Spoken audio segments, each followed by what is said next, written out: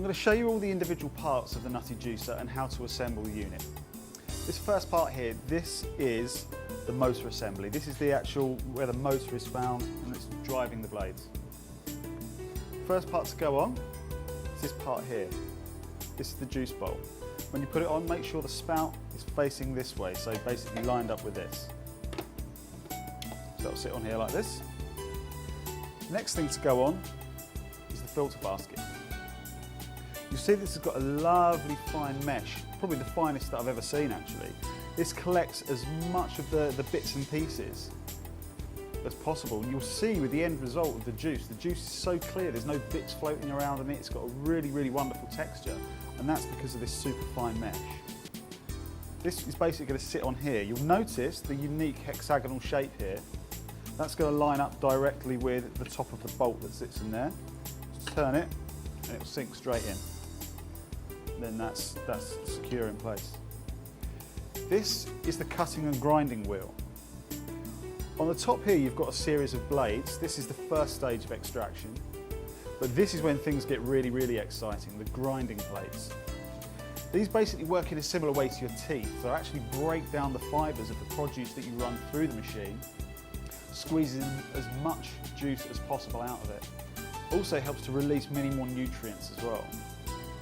What you need to do is just drop this straight down onto the bolt, turn it, keep turning it until it stops and it won't turn of its own accord. At that point, you then use the key. You'll see on the key you've got two little pins. These pins line up with two gaps either side of the wheel. When you do get that on there, make sure that you hold the basket still, otherwise it's just going to spin around.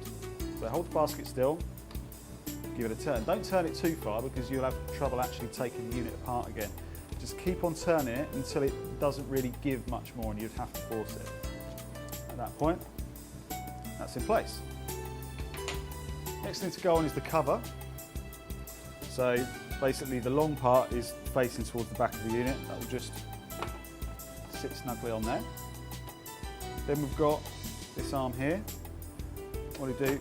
Just click that over. That's in place.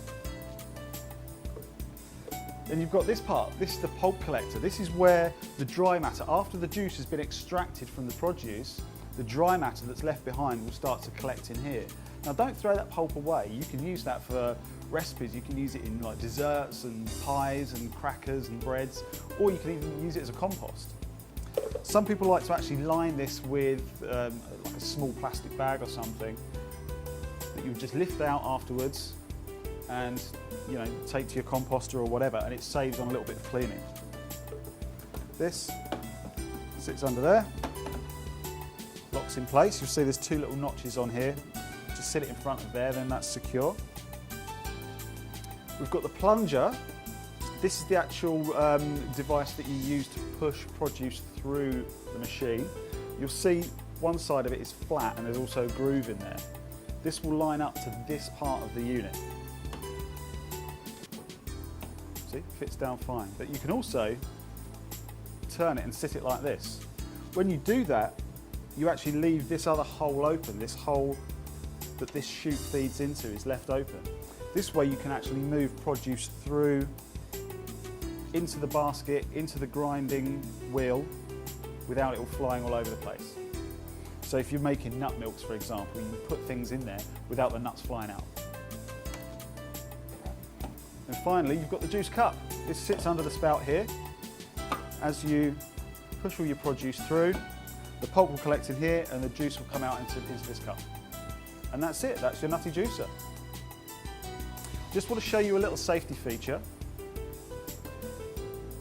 See when you turn the unit on, it's on. I know it's really, really quiet, but it's on. If this isn't fitted securely,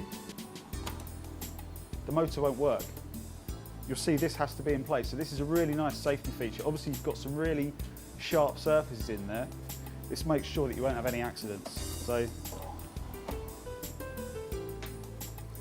this has got a little magnet on it as well, which is quite useful. Sit it on there.